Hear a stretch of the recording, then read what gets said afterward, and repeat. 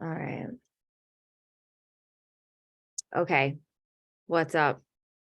Hello. Yay. It's been a while. All right. So here we are. We are talking to Amanda Sobhy. If you guys don't know who she is, I'm going to give her a brief introduction that is like nowhere near comes close to really our whole history together. But Amanda is the US ranked #1 women's squash player, the only one to reach this ranking, and #5 in the world. Again, the only American to ever reach this high of a ranking in the game of squash.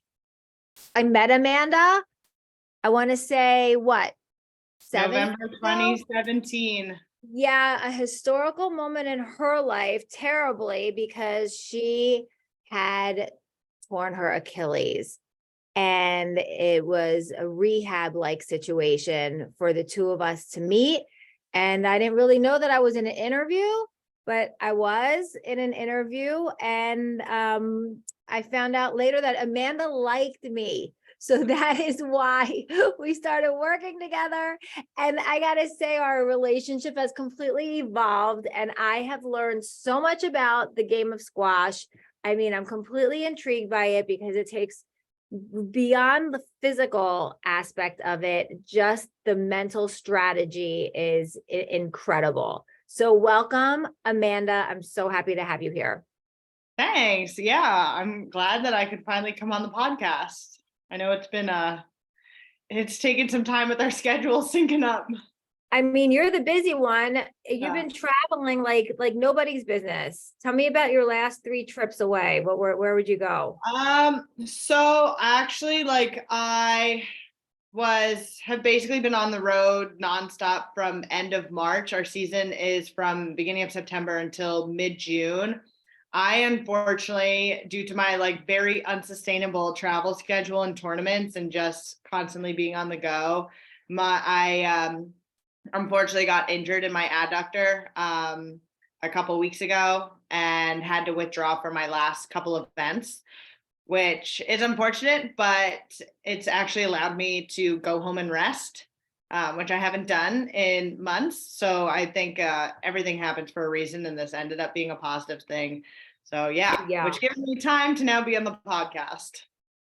Thank goodness. So I'm grateful for that, even though I'm not really happy about your physical state right now, but that happens. I mean, it's like too much travel, too much training, but you did amazing this year, right? Yeah. So what was your biggest accomplishment? Tell everybody this year.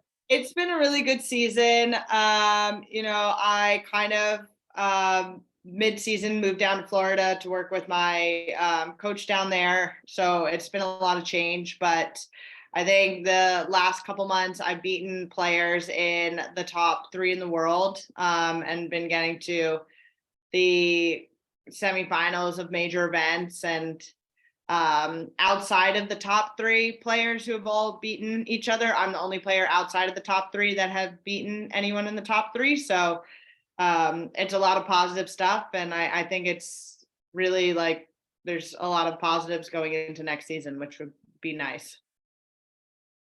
So Amanda, you've come out a lot about like your struggles with food in the past and have really been a really key component in awareness of this, especially in the sports world. And I think that takes a lot of guts to do, right? I mean, it's not easy to do, but like kind of digging a little bit into that area and more, I should say, like things that make you feel better in that area of I'll say like we'll call it, I don't know, what do you want to call your struggles with food? I mean, my struggles with disordered eating disorder. Like, I mean, I was never fully diagnosed because I didn't see anybody professionally apart from working with you as my dietitian. But I mean, it doesn't really take a genius to realize that I struggled with bulimia and binge eating disorder for probably years that I hid from everybody. And yeah, kind of never saw anybody professionally to combat in like on the therapy side of things. But between like working with you, my sports psychologist over the years, and then also just like educating myself and understanding it and trial and error and everything throughout the years, like it got better and better. And thankfully I'm kind of free from it. So yeah, so it's been It's a huge accomplishment. Huge yeah. accomplishment. So it's been And a process for sure. And then I felt like I was at a place where I was ready to share my story because I knew that I wasn't the only one who was going through this. And I wanted to be able to kind of show people that they're not alone and hopefully kind of give comfort and others who are struggling and talk about these things that a lot of like athletes and people in general don't talk about. don't talk about, yeah. So I know like one of the things that we worked on, this came later stages of our relationship. So I think that we're going to start here though, because we both feel so good about this topic. But one of the things that we implemented because of the kind of like ups and downs that you experienced after a win or a loss, and that was a real like struggle, right? Like, what do you do after a win or a loss? And you went through a lot of different like ways to deal. And one of them was to binge eat, right? Because you were feeling low, or binge eat because you were feeling high, you know? Yes. So let's talk to everybody about like how we kind of dug deeper into that.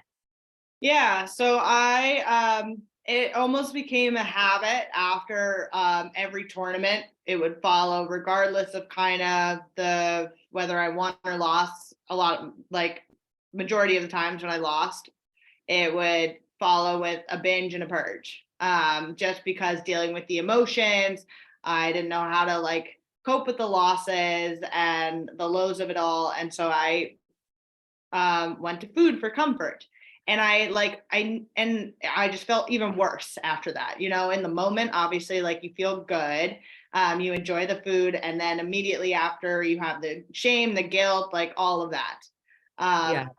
And I knew that this was something that I was struggling with. I just really disliked it, but I was kind of stuck in this cycle. And so when I talked to you about it, and alluded to the fact that like, you know, after tournaments I would always like go and binge, and I just didn't want to do it. So we had to almost come up with a post tournament day of flexibility in terms of eating and what would make me feel good, like, and nourish my body. My mind would feel better instead of just constantly coping on the emotional side with just going immediately to food. Yeah. So what do we do? So I mean, I obviously felt comfortable telling you just like I would always want to go for like baked goods like that. I love dessert, so I would just go for that. Which is okay. What is your favorite dessert since we're on it? I love cookies, like anything, but I would just go like wherever I was in the world, I would just want to go find like any sort of bakeries, try things like cookies, brownies. Oh my God. That's Yeah. my go-to. And what I liked is that you didn't say, no, we can't have that. It was like, okay, we're gonna have my like dessert, but choose like one, you know, go to a place, pick out like I've been eyeballing like a dessert shop for the whole tournament week and I can't wait to go. Yeah. Yeah. I love it. Yeah. Go pick out like your one baked good, your cookie, your brownie, whatever, and sit with it and enjoy it. Like just enjoy eating it. Yeah. And have like almost associate it with like the happiness of being able to enjoy this food that I've been wanting. Yeah. And then I mean, I believe in that. Obviously, we were talking about it because I truly do believe in it. But then to see that you really embrace this, and you know, that's a huge shift, because yeah. the way that you were doing it previously was more like buy as many as you can, bring these back to your hotel room, and then like not really enjoy it, just kind of Yeah. like devour it without the enjoyment factor Yeah, being associated with it. exactly. But how did that change the sitting with it, the mindfulness of it? Because I mean, I like to say that it is being mindful, and that changes the way that your brain accepts what you're eating. Yeah, so I think the big thing was like the connotations that I associated with like this baked good, whereas before it was like, okay, this is bad. I need to eat in isolation, like in private, so no one has to see this, so no one has to shame me for eating this bad food. Yeah. And after that, I'd feel guilty. I'd feel ashamed, like, oh my God, I need to burn this off, like all that stuff that Yeah. comes with labeling foods good and bad. Whereas now I would sit with it, like eat it at the store in public or whatever, like really enjoy it, just be happy about like this cookie that I'm about to eat and eat it slowly, like really be present for it, like Yeah. be like have this cookie almost like bring me enjoyment and happiness because I'm like, yes, I love this. And like, this is so good. And I'm enjoying eating this. Embrace it, baby. That's Yeah. what it's all about. Embrace it. Don't feel that isolation, the shame that goes along with it, because now it became more of your own decision. It before it was like an out of control type of Mhm. a reaction. Yeah. Now it's a controlled decision, and you get to control that decision, and you get to pick what your favorite dessert is for that day, and you get to really just be with it. I mean, doesn't it taste so much better when Yeah. you're like sitting with it? It tastes so much better. And also because I'm present with it, I became a lot more in tune with how this made my body feel. And so it wasn't before I would just kind of not be present and like wolf it down because I didn't want anyone knowing. Yeah. And then I would just kind of feel like sick to my stomach. Whereas here I could actually stop when I felt satisfied. Yeah. It wasn't like, oh, I need to eat this whole thing. It was Yeah. like, oh, I'm going to enjoy this cookie. And if, say, I eat like 3/4 of it and I'm satiated or like satisfied, then I'm good. And say one day you're like really exhausted and you know you played like a really hard game and you want to. Would you have done it? 100%. I would have Yeah. gotten two and I would have enjoyed it and I would have Yeah. felt zero shame. And I think it's the like the feeling, the negative feelings that come after it, which totally like shifted for me. Yeah. Yeah. Well, I mean, we call that her happiness day, her happiness meal. And it is, and it's just that brain shift of going from exactly what you're saying, like the shame of it, the hiding of it, and turning it into a celebration, because that's really what it really was. It was the end of a tournament. Like you want to celebrate in some way. And I mean, not that I always love having food associated with Yeah. celebrations, but you did other celebrations as well, not just food celebrations. So Yeah. it's just kind of like part of the process. Yeah. Yeah. And I mean, and I got to tell you, like, this wasn't where we started with Amanda. Like, this is, we No didn't start with way. happiness meals. Like, this is like the end. This is like the top of her pyramid. Like, we had Yeah. already gone through so many other things to get her to where she was to be able to embrace that happiness meal. Because, you know, you don't just kind of jump into that. We actually started with the introduction of carbohydrates back into her diet, and that's where it all started. I was gonna say, I was like, we started when you introduced me to carbs and got me to realize that carbs are my friend. Yes, when carbs are her friend. Yeah, that was really how it all started. And like people don't recognize that. And really, it's not just that carbs are your friend. It's really like that you need them in your diet, especially as an athlete.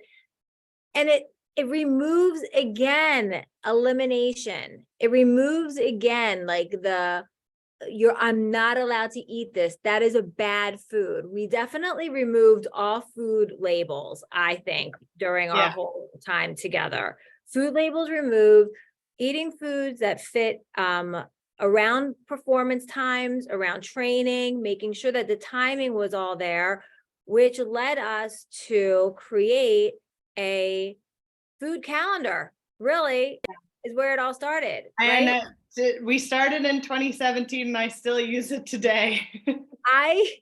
I know what Amanda Sobhy eats every single day of her life since 2017.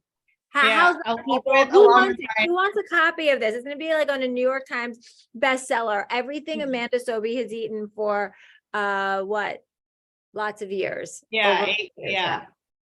So so it's 2017, and like we perfected that, but it was a shared calendar. The two of us would use it, an Excel file, and it started with adding carbohydrates and putting the carbohydrates into places that would maximize her training potential. So once we were able to add those carbohydrates in, then we'd go back and see other foods and then do full evaluations of weeks to make sure all of the nutrients were there as well in a week.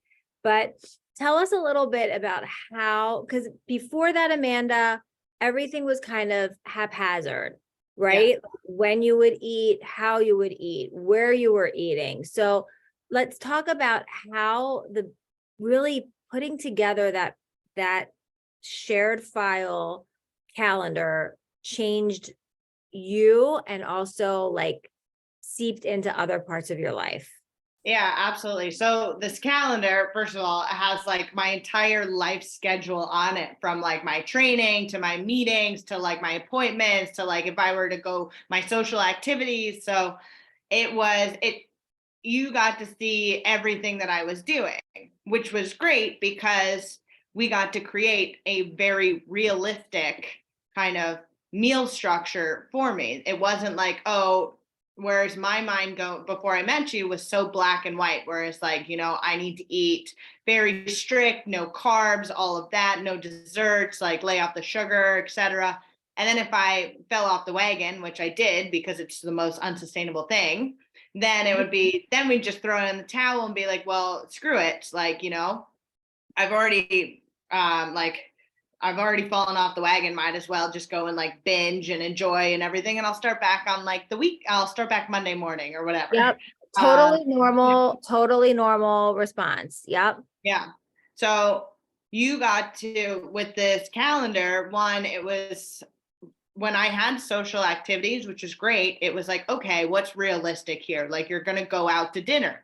Let's look at the menu. Let's try and find a good option for you. So I came prepared. Whereas, if you go out to dinner, or sometimes I'll avoid social activities because it's like, oh, this doesn't like fit my strict diet that I'm trying to do. Or I don't know how to cope with kind of like food out of what I'm allowed to eat, or like the good food or bad food. Yeah. So there's just so much restriction on food that I would put. And then when we started using this calendar, it became a lot more sustainable in the sense of you were able to like open my eyes on eating food, like everything in moderation, and allowing this like food freedom for me, whereas like, okay, I can go and like have pasta, but it's like, okay, portion size, like what is this? Like carbohydrates, this is how much like a portion is for you. And so it was like, oh wow, I can actually enjoy all these foods in moderation. I just love hearing this because like you were so good at totally embracing this, which was not easy for you. I know that Yeah. it wasn't, but you didn't let me believe that. You did not you did not at all like let me see that intense hesitation that you had from our very first meeting when I told you that we don't really have time here, right? Yeah, no, you said we don't have time to get to know each other. You're just gonna have to trust me. And I was like, well, I was like, all right. It worked out in the end. Yeah, you didn't give me any time to like think it through, and I was like, okay, we're going straight in. So we jumped straight in and we started adding carbohydrates, but we did go slow. We did go slow, and we did structure things around your training. And like you said, really planning for you to go out, because gosh, who doesn't want to go somewhere because Yeah. food is going to be there? Like, what a horrible way to live. Like, we want to live with food. Yeah. So you were able to go to these places and not have to do what so many people are told to do. Eat before you go. Make sure you're drinking a lot of water. Like, no, I'm Yeah. going out so that I can eat with these people. Like, you don't want to be the person who's not eating. You want to learn how to eat appropriately.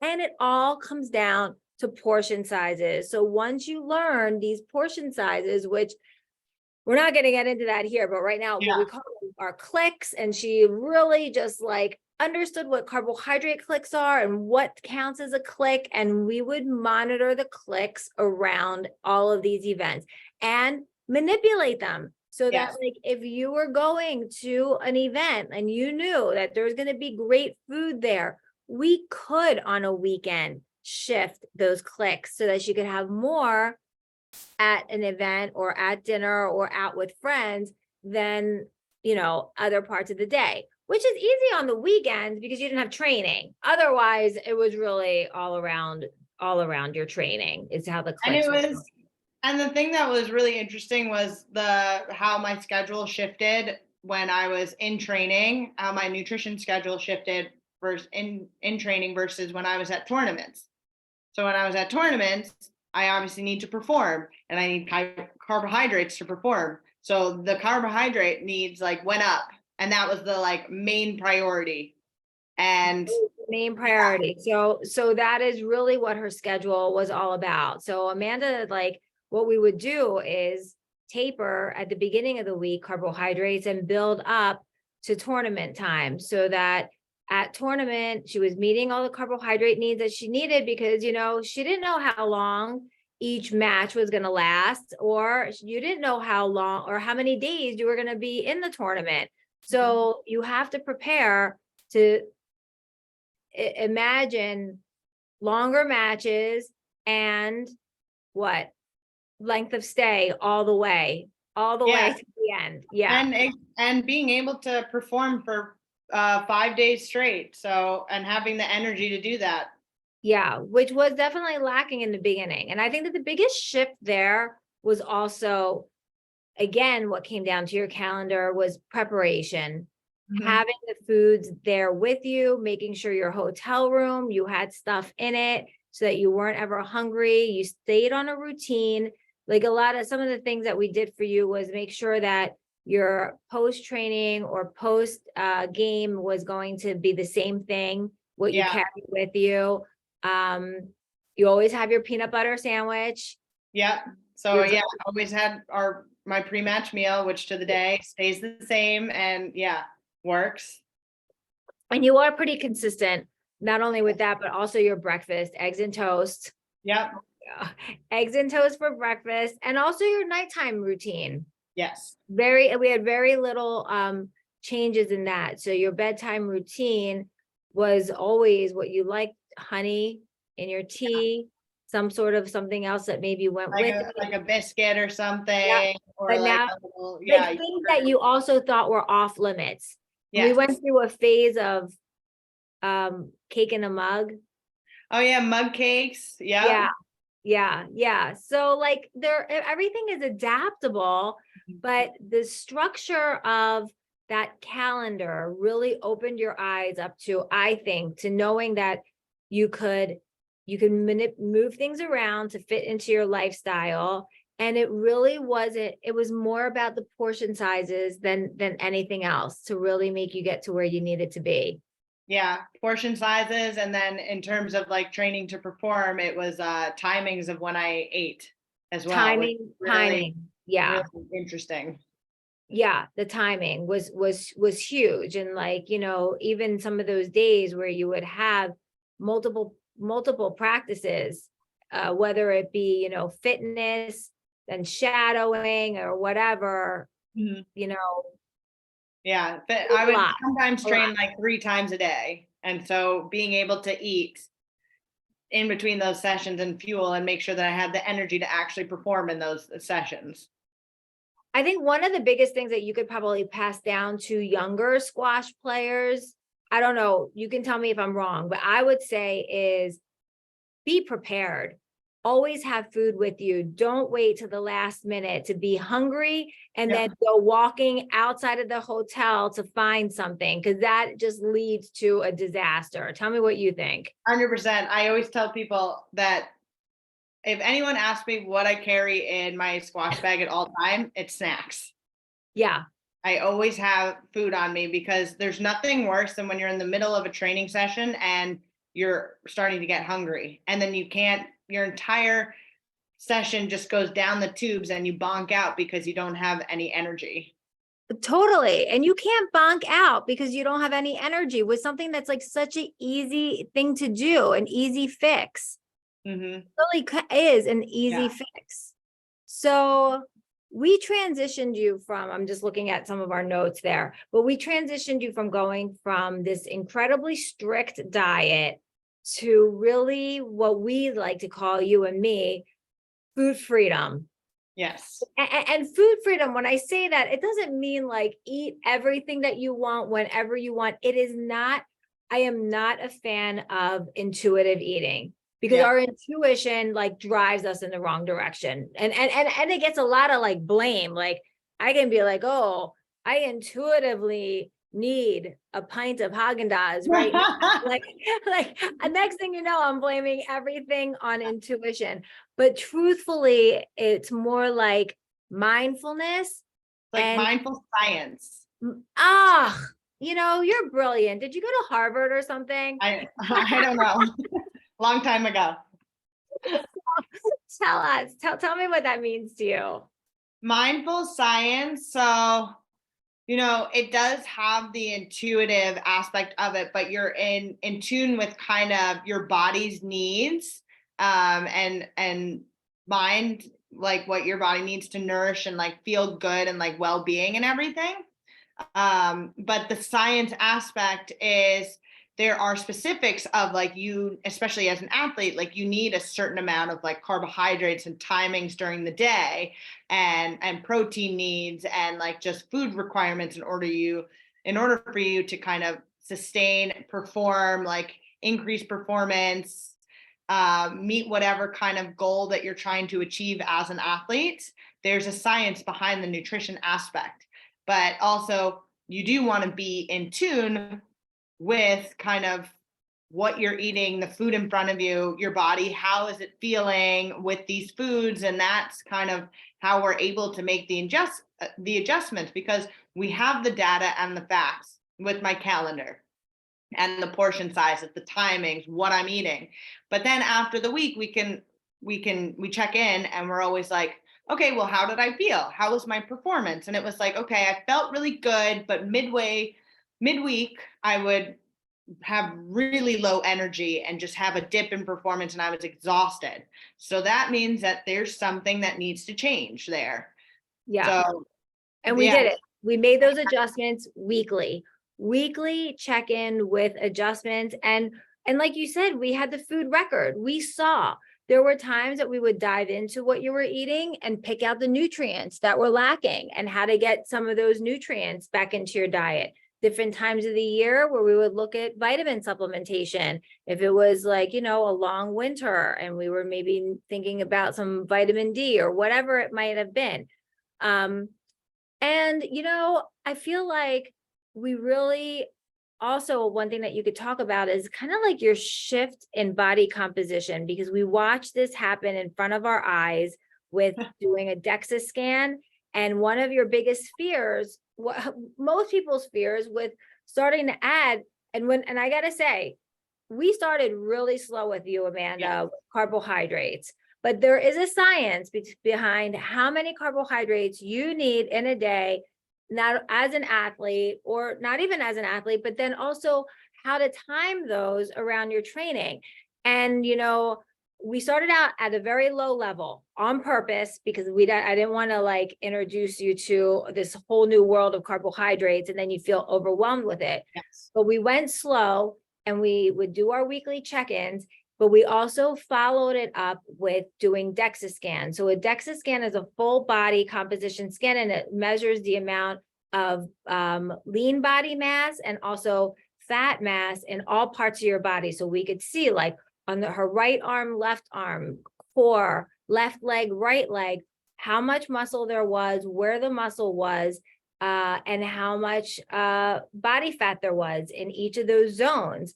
And this is a place where like you were super apprehensive about eating the carbohydrates because that was going to then increase your body fat stores is what you were thinking. And tell us Yes. about your transitions. Yeah, absolutely. I mean, like so many times you just hear, oh, carbohydrates are going to make you fat, so lay off of them.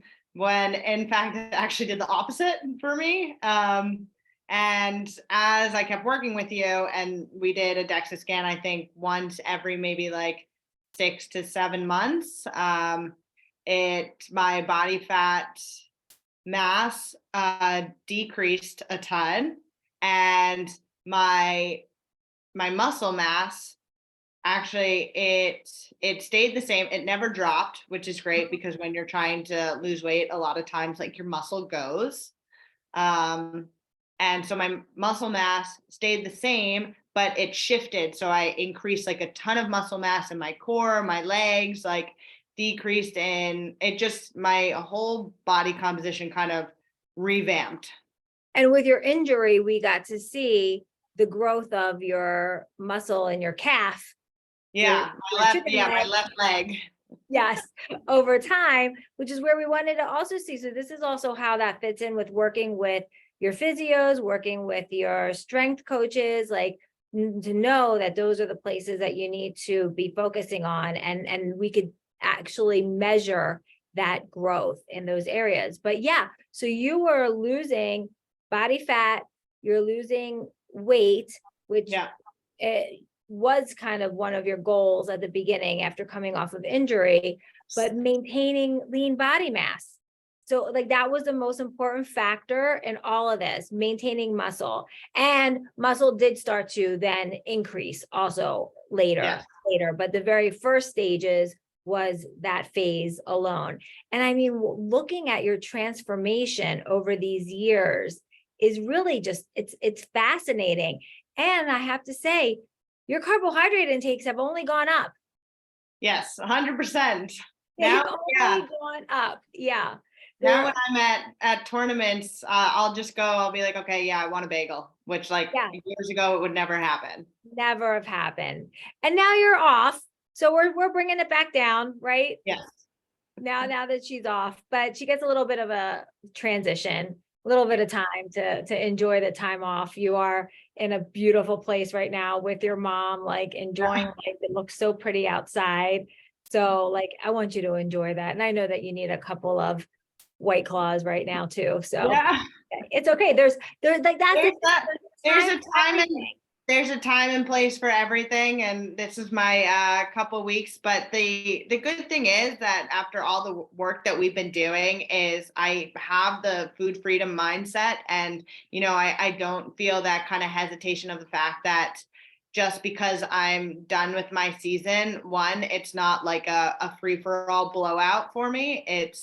And also at the same time, it's not I must restrict because I'm not training. It's very kind of, this is where the mindfulness work comes in. And I still have my calendar. I just to be able to like see what's happening.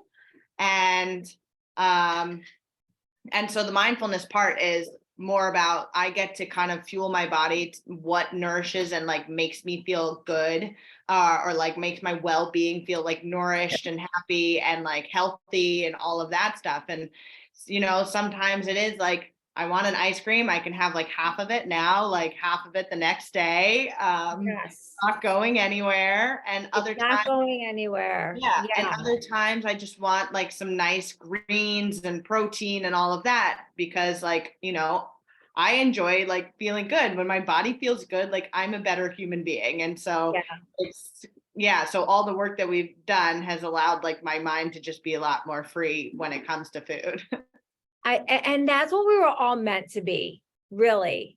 Not all this diet, not all of this restriction. It really is meant to be, and that's what Share a Meal is about.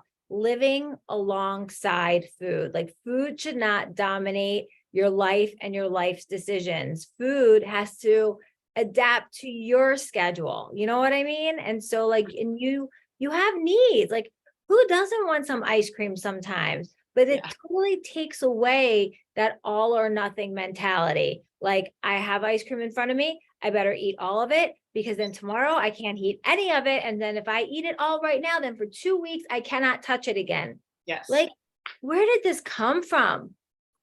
You know, it's kind of like, why? Why can't you just have a little bit every day if you want it? And if you don't have to. I don't know. I mean, that is truly what the theory of share a meal comes back to, which is really the evolution of food, because that's how it was. We changed this. We made food bad, and we got to get out of that because it doesn't help anybody. It just, feeds eating disorders that could be there, or that people who have like, any kind of tendency towards it, that it just exemplifies it or exacerbates it, I should say. Yeah. Yeah. So Amanda, who's come full circle, who now I don't even need to talk to about carb clicks, but we still do have check-ins at tournaments, especially super hot ones, like when you're in Egypt. And and I think every once in a while you still like me to give you a little bit of a tweak in what you're doing. Always. I mean, there's even with being where I'm at, like 5 in the world, like there's always tiny little tweaks that we can make to make those marginal gains. Because when you're at the top, like it's coming down to the fine details to just get 1% better across all aspects. And so, yeah, if I can get better in the nutrition aspects and kind of make some gains there, then Yeah, exactly. Because when you are at the top, every little percentage matters. Yes, exactly. she knows that. And that is so true. Every little percentage matters. And quite frankly, Amanda, isn't the food portion of getting gains so much easier than like the training portion? Because you do that all the time. That's kind of hard to get even better than you are training wise. But if you can do a little bit more with food, you're really in a good place. And Absolutely. it's kind of fun. Yeah. Anything you want to add here? I think we've covered everything. Yeah. Well, if you It's been, want to know it's been more great. about squash, definitely follow Amanda at It's Sobhy Time. So Twitter is at It's Sobhy Time. And Instagram is at asobhy93. Okay. And anyway, I'll post this up there and tag her so you can definitely follow on those. Amanda, I love talking to you. It's so easy. We could talk forever. We could talk forever about my evolution. We have so much more to talk about after this still, but we're gonna wrap up the food portion of it. But I just want to thank you so much for being on this and for being here and for being such a great athlete and just a big advocate of nutrition. It means a lot. Thank you, Nyree. It's because I've had a great teacher. So thank you. All right, I'll talk to you. Mwah. Bye. Hold on. Well, I don't know how to stop the recording right now. Okay.